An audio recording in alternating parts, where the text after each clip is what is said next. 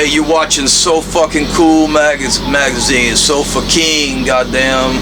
Let's do this. Perfect. Yep. Doyle Wolfgang von Frankenstein, and you were watching So Fucking Cool. The drum beat on this song is so weird. It's crazy. It's crazy, right? And then it's like it's so fucked up, right? I can never air drum to it. Yep. I think I got it, and I'm like, man, totally off. All right, so we can cool here with Doyle, man. How you doing? Doing good. How you doing? How's the eye, man? It's red. See? Yeah. What'd you do to fuck it up? Nothing. It just fucking exploded. Just happened to detach the retina there? Yeah. One of the lucky things that Lucky me. Yeah, for sure. Now, you guys went back on tour yesterday. You started back up in New York City. Right. What was it like playing in an area where a terrorist attack just happened? I was so busy scrambling to put my shit on because we were late that, I don't know, I don't listen to that shit. You know, I don't listen to no news or watch TV, so I mean, my girl told me there was a thing that happened, and then you called me and said don't go through the Holland Tunnel, and I don't know what happened. Was the crowd a little bit different though? I mean, you know, like... I can't see. Well, there you go. I have no idea. Fucking... There you go. So, Misfits tour. Sold out the first show in minutes. From what I hear, that is a 5-show contract. That... Who the fuck told you that? That's what look it up. That's what it says. It's you guys are saying. I ain't never heard that shit. So it's just the 2 so far that you know. That's all I know of. Unless they fired me already. You guys plan on doing some more material? Or you guys think you guys talk at all? Or we don't talk. Not at all. Nope. So then, how does it work out when you just get a call and says, "Hey man, this is the date. This is the show." I get a call. And I have to decide if I want to do it. You know, I talked to Michale Graves a couple of weeks ago, and he told me that you guys are going to do a Michale Graves reunion as well. That's news to me. Would you be down for it? I don't think so. You don't think so? No. You guys aren't friends? Yeah. But you just wouldn't want to... He's been talking to Jerry. That's what, during the interview, that's what he said. He had nothing but great things to say about you. Of course. I have nothing but great things to say about him as well, but I like doing what I'm doing. Right. This guy's making pasta. Why would I want to do anything else? Well, I mean, you're doing a couple of the Danzig shows, which is a different era. I mean, it was a different time in your life. I don't give different a fuck. songs. I don't give a fuck. So the Misfits is the Misfits, and Doyle is Doyle. I do what I want, man. If I feel like doing it, I'll do it. If I don't do it. Now, I read an interview recently where Danzig said that you guys played at the Whiskey, and you guys chased Motley Crue. Not me. I've never seen that happen. That's some new age hooey. I don't know where that came from. So you weren't part of that? I've never seen that happen. I've never met those guys. Have you guys ever gotten into it with any other bands or anything like that on tour? I mean, That's confidential information, son. What are you talking about? Well, this is, That's personal shit. You don't ask that. Well, that's a... That. Next question. Okay. After this wraps up, you guys are going to keep on touring on your own headlining show. Yes. And what's it like playing with War right now? War's awesome, man. We're family. I've played with them like a fucking 1,000 times. With Misfits and awesome. Any hotel that you guys pull up to, it just gotta fucking dread you guys. Hotel? Yeah. Why? Because the rooms are gonna be full of fucking towels full of makeup and sheets full of makeup all scattered throughout the place. No, man, I'm clean. You talking about me? Why are they out there? Guar's a mess. Yeah, man, that's what I'm saying. Well, yeah, Guar, yeah, they don't fuck around. That's some messy motherfuckers. Now, let's talk about the vegan lifestyle. Let's talk about it. You're totally pro-vegan. I mean, I see the videos that you do. Professional vegan. Yeah, it's pretty cool. I seen the one you did with kind of was like almost like a Martha Stewart type woman. Oh yeah. The PETA. PETA. Come on in, man. Richie, you do what you want. Come on in. Hi, how are you? Good, how are you? I'm great. What got you into the lifestyle? My girlfriend did. About 1990 something. My friend Toby from H2O, he started telling me about it. He didn't explain it to me good, you know. He was like, I gotta get me some fake bologna. I'm like, let me get this straight.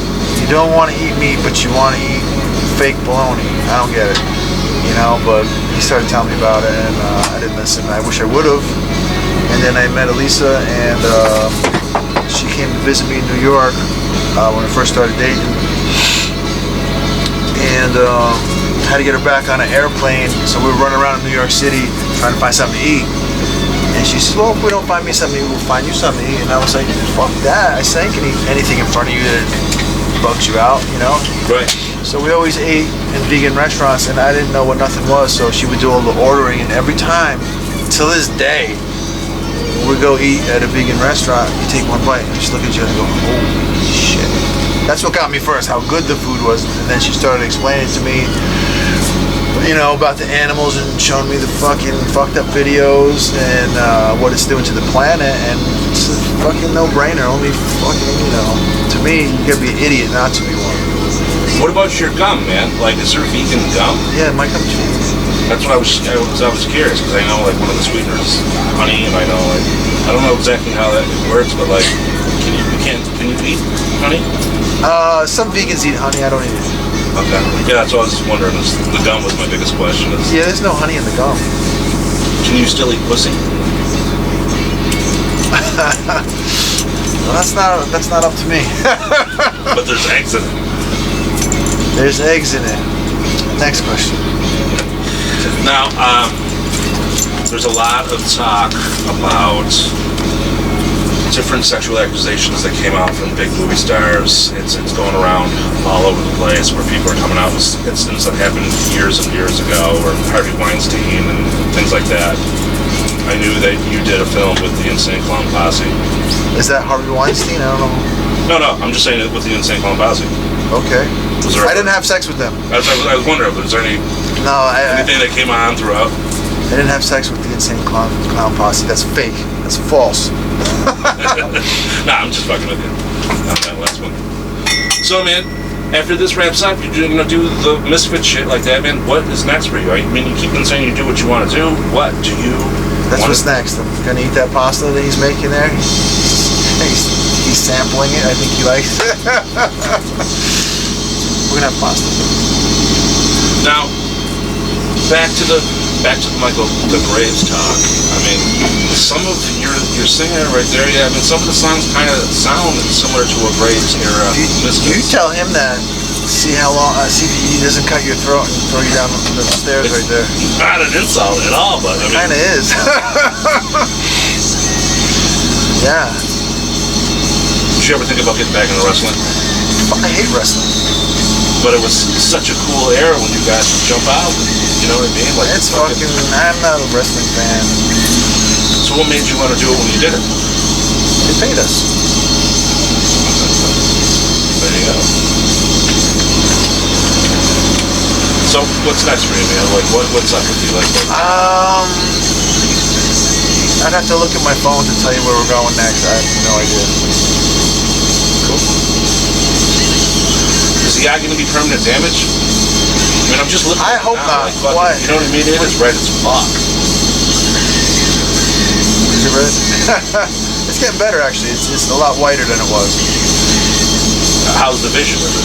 Blurry. Did they say that there's going to be a possible full-on damage? No, we're going to fix this motherfucker. Did the makeup have anything to do with it? Like getting anything in it or nothing like that? Or just a freak occurrence? It just happens. It's not freak, it's normal. I mean, I don't know too many people who've written this popped out. It happens. It just does. How you staying in shape, man? What you doing? You work out. I know, but I'm saying, dude, for somebody your age, You look fantastic. Thank you. Fucking. That's why I asked about the wrestling. It's consistency, man. You just gotta keep doing it. I mean, it's a physique is yours. You don't really see that anymore in rock and roll era. You've never seen it in rock and roll. But, I mean, well, Henry Rollins.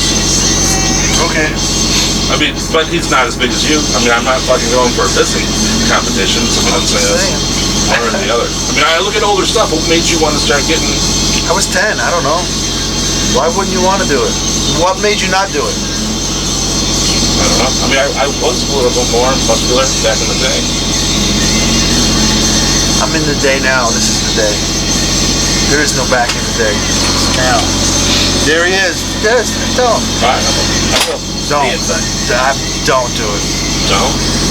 Are you sure? Yeah. We'll do it. Now, you want to take a seat for a minute? What's up? Well, you want to take a seat for a minute? Sure, why not? Are you seafaring man? I'm a seafaring man. What's up, man? How you doing? I'm doing wonderful. How are you doing? Fantastic. Oh yeah, good to see you again, brother. Great set, by the Oh way. yeah. Now, I was talking to Doyle here. Yeah. And I mentioned one thing to him. Oh fuck. And he's telling me, no. But he did tell me to ask it fucking earlier. So Okay. Fuck, I'm going to ask What it. we asking? Oh my God. I mentioned that some of your songs sound a little bit like Michale Graves' era Misfits. Okay. I thought about that. Okay. Yeah. It's not an insult. I think it's No, great. I mean, think he's a no, I great mean, singer. like I don't, cause, like.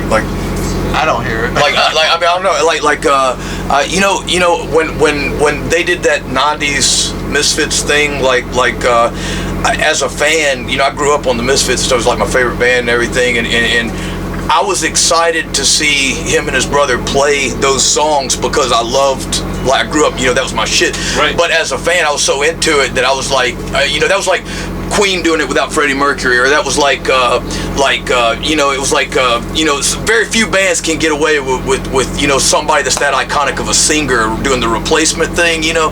And I mean, you know, you got your Iron Maidens and weird, you know, things where it kind of worked, but like, you know, or AC/DC or something, but like, it's like, you know, I was just diehard. I was that Danzig, you know, that he's the sound of the Misfits, that voice, that fucking, and in his clever songwriting, his lyrics and stuff, it was so important to what that band was that I couldn't accept them as the Misfits, you know, as a fan, with a different singer, and it wasn't nothing against that guy or nothing else. It was just like, to me, as a fan, that wasn't the Misfits. It was, you know, other than just the name of the trademark, you know, McDonald's, Coca-Cola, whatever, it was, you know, the Misfits. But I went to see them because I was such a fan of the original band, and I wanted to see these original guys playing that original music, and they put on a fantastic show. I thought the show was wonderful and stuff, and I was glad, you know, I went to see it and everything. But and I always thought like that the music was decent and everything. Like if it had been called something else, I might have had been into it or something. I don't know. There was part of me that didn't give it a chance because it was called the Misfits, because I was such a fan that I didn't. So you know, it was not against them. I just didn't. To me, I wanted Danzig, you know, with them and shit like, and so like you know, but yeah, I mean, so I mean, it's like, I mean, him being a big part of that band, his sound, his guitar sound and everything.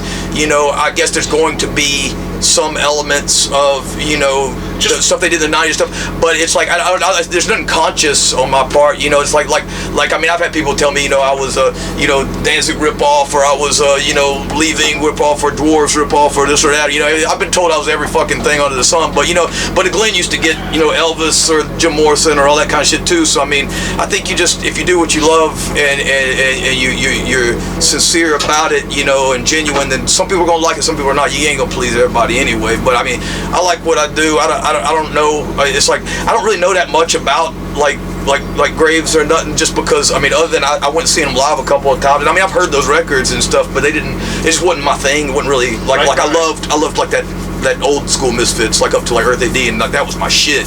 And like it just did, that later stuff didn't grab me that way. Like I liked seeing them live, like just because, I mean, this motherfucker plays like fucking like I mean, it was like inspirational seeing him and his brother, and the way they play together and stuff is just fucking amazing to see live. But no, as far as like influence, I mean, more of the older stuff, or like, you know, it's like maybe me and him got some of the same influence. Maybe he was into some of the stuff I was into, I don't know, or something that comes across. But yeah, I don't know. It's nothing conscious. It's like I just, with him, he sends me the music already pretty much arranged, and I just sometimes I'll just free flow. Like sometimes it's just the very first thing I hit record, and I'll kind of just like let it take me somewhere, and I just kind of like, sometimes he'll give me ideas, like, and sometimes I'll shoot it back to him if I come up with a really good hook or something. I'll be like, maybe if we shorten this part or this, so you know, and just whatever works. But like a lot of times I just, whatever he got, just try to free flow on it, and just whatever the first thing that just struck me, it's like that's what we go with. Like he sent me a list when we first started working together. He's like, these are things I like songs about, and it was like, you know, like strippers and zombies and murder and Satan and all this shit. Like, and so I kind of made like this thing. Like I was like, I'm going to write a song about every one of these fucking things. So I made a point to like do every one of those like little things in the songs. But I mean, as far as the style, it's just I wanted something different than what I was doing with my band in Cancer Slug that I do, and then I wanted something different than what they had done in the Misfits.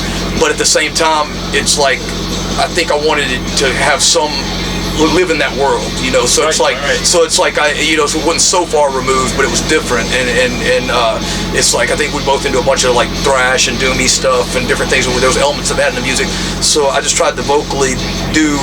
It's like especially with the first album, I didn't want to take away from the guitar. I think the guitar is the focus, and so vocally, I tried to be minimal, and I tried to like just fit the vocals in to where it was like another instrument, and it was just like if it was a more aggressive part, you know, I tried to do a more aggressive vocal. If it was more laid back, I tried to do a little more like monotone or laid back. But with the new album, it's like I did a little more vocally because I think we're, you know, once you're established as a band, we've done been jamming, toured and everything by then, and even though some of those songs we had written earlier, they evolved by the time we went to the studio. You know, it's like it's a lot of the backup vocals and different things. You know, we added more harmony and more melody with this one, and so there's a lot more of that.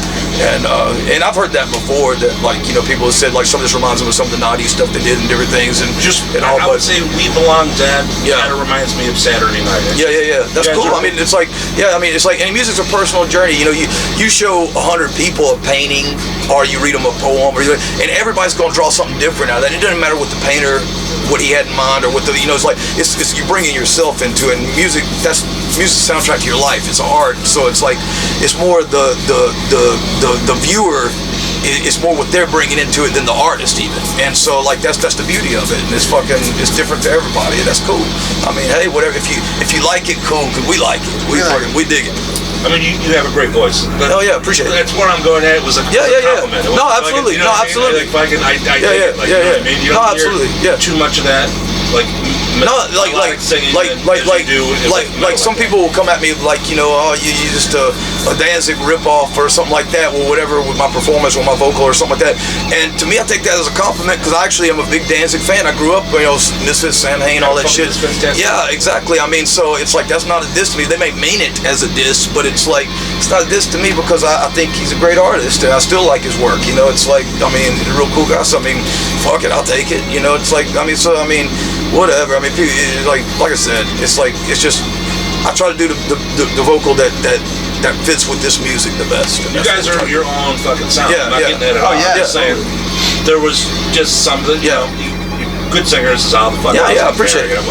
I'm just saying, like as from where from the point of view of what I was doing when I was writing, I didn't have that in mind necessarily, but being aware of like the 90s stuff, I mean, it's like I just try to do what's best for his guitar style and everything, and I mean, I'm sure there's a little pepper of both eras in there, you know, in some places, but at the same time, like you said, trying to do our own thing and trying to, you know, really make it our own, you know, sound. It's like we wanted to like be like the next step from Earth AD, like to me, after Earth AD, you know, which really, you know, cemented, you know, I think the aggression and everything the Misfits was, you know, like if you look at like the 90s era up, that's almost like Jerry's point of view after that. And then if you look at like Samhain and Danzig, that's like Glenn's point of view after that.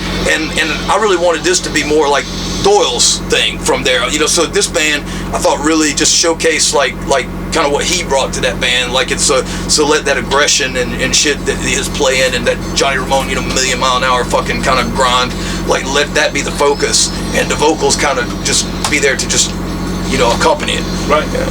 Like I said, man, it sounds fucking fantastic. You guys put on a great show. Now, what I want to ask you is, how did you guys hook up? I mean, for you to see a dude with a Misfits tattoo on his arm, were you fucking like... I didn't look at his tattoos. I listened to his music. Yeah, like I heard through the grapevine before I even saw that he had put out an ad looking for a singer. Like I just friends of friends and people that knew people and whatever. I heard that he was looking to start a band, and as soon as I heard that, I was like, oh well, dude, ain't nobody else gonna sing for it. I was like, I mean, it wouldn't fit. I was like, nobody else is gonna work on that. And so I sent my shit off, and then I actually saw it put out an ad, and so I sent another different CD. It was just random shit I was working on. It wasn't even an album I sent. It was just like his was the only Blasco going through checking shit for him, and he sent me my CD to him too. Yeah. So he had ended up with 2 of my CDs, but it was just random demos I was working on at the time, and so we started talking about working together, but it didn't end up working out at first. It's like, and he did the Gordon Frankenstein stuff and whatever, and then they had a big show going up, and me and him had started writing together. He asked me if we could start writing together, and we've come up with some badass shit, like all this stuff, like we're this on like Abominator and As We Die stuff. We started writing all that shit, and they had a show coming up, and he asked me if I'd sing for that show, and so I went up there and sang, and I guess I was just a singer after that, and then we changed the name, and we kind of got it more. Changed the name. Yeah. Well, you wanted it more focused and more like. 'Cause I didn't feel like that album, that Gordon Frankenstein album, was. I could just tell it wasn't what he was trying to do. I could just tell that album is. I could tell that's not what he wanted it to be. I was like, that's not what he was trying to do. I could just tell. I knew what he was trying to do, and I was like, this ain't it. And so we did the first few songs we wrote together. It was we did Mark of the Beast and shit right off the jump, and it just felt right. It was just like as soon as I heard that riff from Mark of the Beast, I just free flowed on it and sent it right back to him the next day, and we was just like yeah, and then so once we started doing it, I was like, well, this isn't. The Gordon Frankenstein thing. This isn't that. So we just need to start fresh. We need to let's just make it its own thing. Where it's not it's not a follow up to an album we're not happy with. It's a first of a series of albums that we are happy with. So it's we started to start fresh. And I was like, just call it Doyle, because you're the reason they're coming anyway. Just fucking call it Doyle. Be done with it, and let's start a new fucking thing. That's what we did. Now, are you a little bit leery about the fact that the Misfits are going on tour like that? I mean, this is fuck no, fucking, I'm excited as hell. I mean, I grew up on that shit. It's like I'm gonna go eat some pasta. You can come on, give me that. It's the eating part of the day. Not as a big fan. It's I've been. As long as I've known him, it's been in talks and in different things, and so I've always been rooting for it. It's that's my friend. I root for him, anything positive, anything that will help him in any kind of way. I root for it. But then also as a fan of the band, to see in my mind the real Misfits, as far as like Glenn, Jerry, and Doyle, those 3 playing together. When I think of the Misfits, I think of that Beware poster with Glenn, Jerry, and Doyle up there. That's the Misfits I grew up on. That's the Misfits I think about. Is that and so that's what I want to see. Right. And it's to see that again is amazing. It's I hope they do a tour. I hope they do a record. I hope it's I wish nothing but good luck, and I wish nothing but good towards that whole thing. I mean, I asked about that. You're fucking something out of him sometimes. Yeah. Now, what are the chances of you guys opening up for Misfits? I don't know what any chances are, but I know that'd be awesome to me. I mean, hell, it's that'd be a dream for me, because like I said, I grew up on that shit. So it's I do the fucking shit for free, and I know that's in their price range. So no, we gotta pay. Yeah. That's the price range. Price range would be I'd have to pay, but I'm broke, so that ain't gonna happen. But I mean, like you said, you see the U.S. Bastards open up for Guard. Yeah. The same fucking guy. So Yeah. It's it's more communal. It's like this tour. Really? It's That's the band. U.S. Bastards is Postulus from Guard, guitarist, and then I thought Ghoul was Ghoul. It's real. It's like a collective. It's like a community, because they share some of the same guys for making the monsters on stage. All that shit. Why does everybody want to interview me when he's so much better at it? Because you see pasta. You look a lot cooler than me. Nah, you're sexy, man. It's the makeup. Now, one thing I asked him, and I asked you the same question. Yeah. I mean, you guys went back on tour yesterday, Yeah. New York City, same day as a terrorist attack, man. I mean, what is that like? I mean, shit happens, it's to me, you think about the amount of people in a city like that, and that even and I don't mean to be like heartless or nothing, but I'm saying like even, you know, you take out like, you know, 200, 300 people, that's like minutia in the amount of fucking the ocean of people that's right there.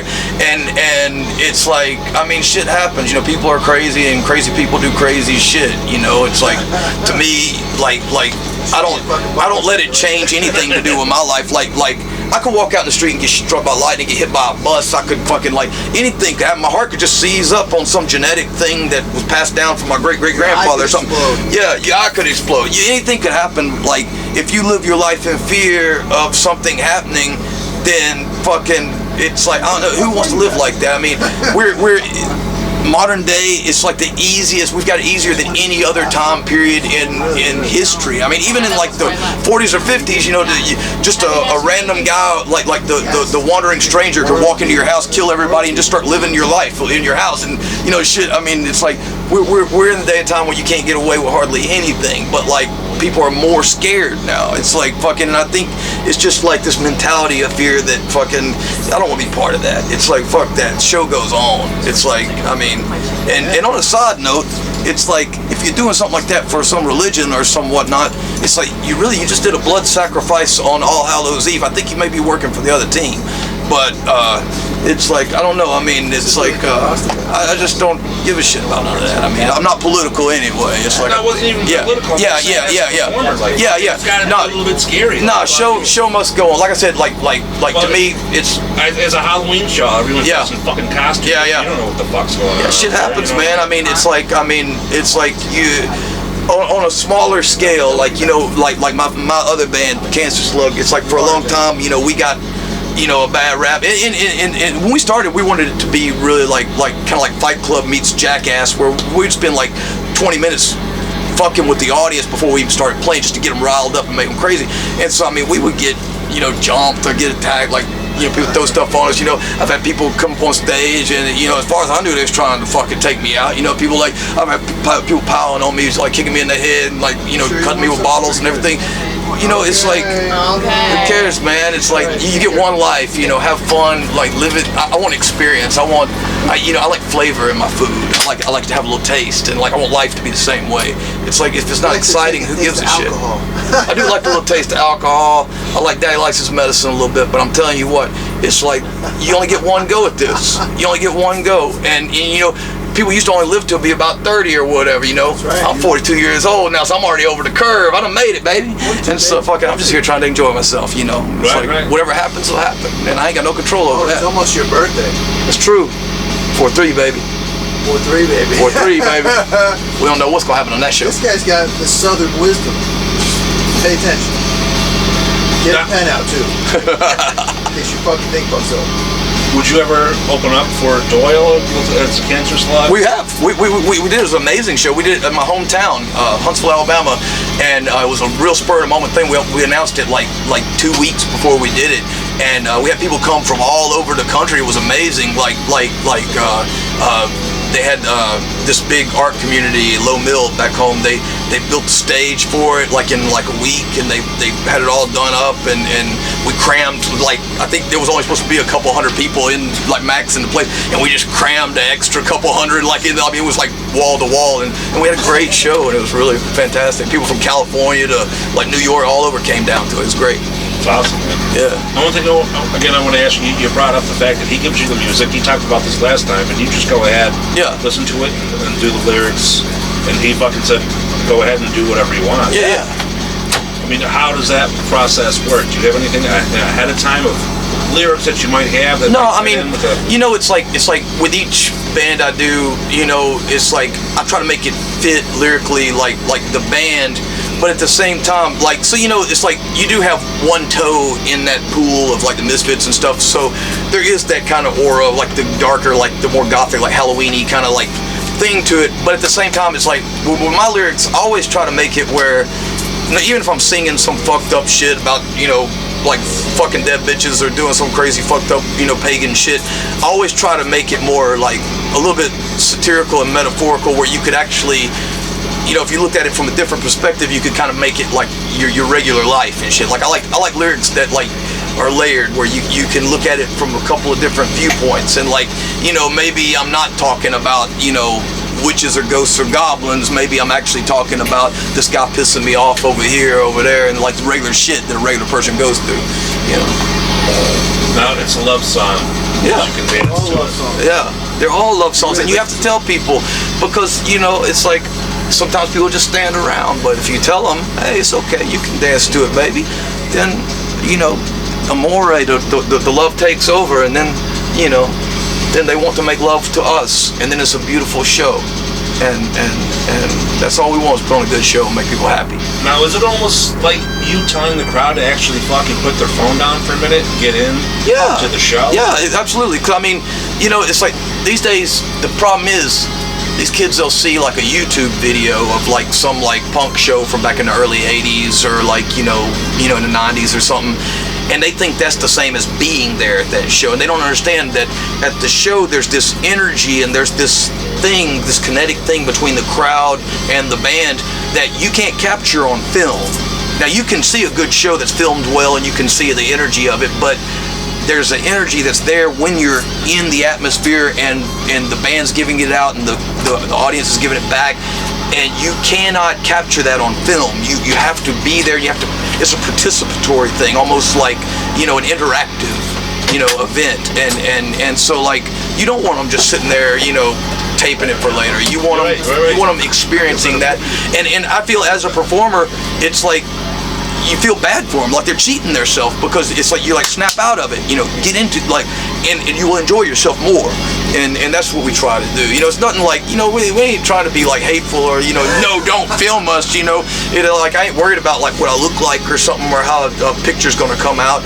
You know, I'm just saying, enjoy the show, be a part of it. Like you know, let's have fun. You know, like we did when we were kids. We go to shows. Completely different, man. You know what I'm saying? Yeah. I mean, the moshing, the fucking, everyone just pushing each other back and forth, but not in a fucking asshole way. You know? No, what I mean? totally. It's like, and some people miss the point of that. I mean, you always have had, you know, back when, from the time slam dancing and moshing and pitting started, you always had the asshole jocks that would come that didn't understand what it was. Thought it was a big fucking fight. Thought like, here, let me go, like I'm bigger than everybody, so let me push people around. And it wasn't never about that. But still, you always had the guys that when somebody would fall, they would pick them back up. That when somebody, you know, got a little, you know, they would help them out. And I think that is more. There's more of that than the negative. And so like, and you always had people kind of looking out for the ones that were coming there with a chip on their shoulder or something.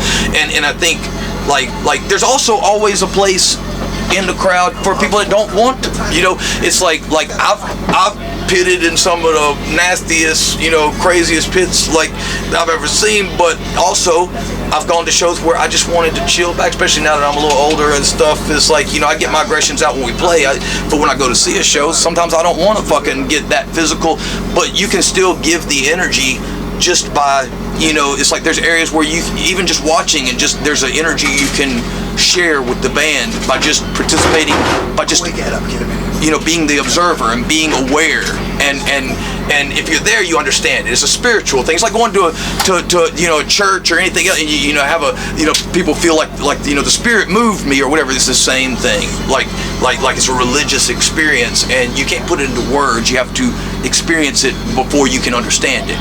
And so it doesn't matter if you're pitting. It doesn't matter if you're just standing there watching. There's an energy that's shared, and you don't want to miss that, like by just being trapped in this little digital world. You know, it's like let that go for a while. You know, I've always said that a concert is your great escape. Yeah. I mean, whatever the fuck you got going on with you, the 2 hours that you have to be in a show is your escape from fucking everything else in the world. Just to.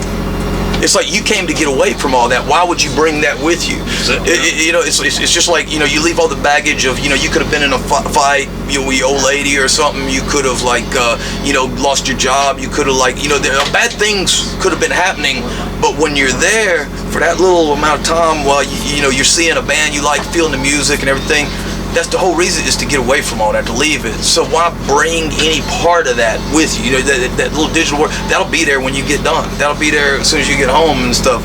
And you know, there's nothing wrong. You know, share a picture for your friends that couldn't be there. You know, be like, oh, share a little video, a little clip or something. You know, say, hey guys, you know, check it out. This is what I'm doing. You know, but you don't have to stand there the whole fucking time and just like, I mean, you're ruining it for yourself. It's like, it's not what you paid for. You know, it's like, and you can see the social media is almost encouraging it with Facebook Live and fucking Periscope and all that shit. They want you to fucking because they're making money off of it. It's like all them YouTubes and Facebooks and Instagram and all that. It's like they're making money off the ad revenue and everything. So yeah, they want you to as like constantly on everything. But like I said, I mean, take your little picture, take your little video clip, and then be done, and enjoy the show, and let everybody else enjoy it. You know. So, people want to follow up more about Doyle. They want to follow more about the Cancer Slugs. They want to know where to go. What are they going to do? Where are they going to? We got officialdoyle.com. We got officialcancerslug.com. And of course, we're on Facebook. He's on Instagram. I am too. Money.com. Yeah. Doyle Wolfgang von Frankenstein on Instagram. It's like he's very interactive with the fans and stuff, talks and stuff, and tell them to go fuck themselves and whatnot. It's like I'm on there, Alex Wolfgang Story. It's like just come on, hang out, man. We'll talk bullshit. We'll let you know when we're playing. We're planning on doing a lot more touring, going back out, hitting Europe again in a couple places, and both Doyle and Slug. I've got a new Slug album I'm working on. We're gonna try to get that up and running again. So perfect. All right, man. Thank you so much for your time. Absolutely, bro.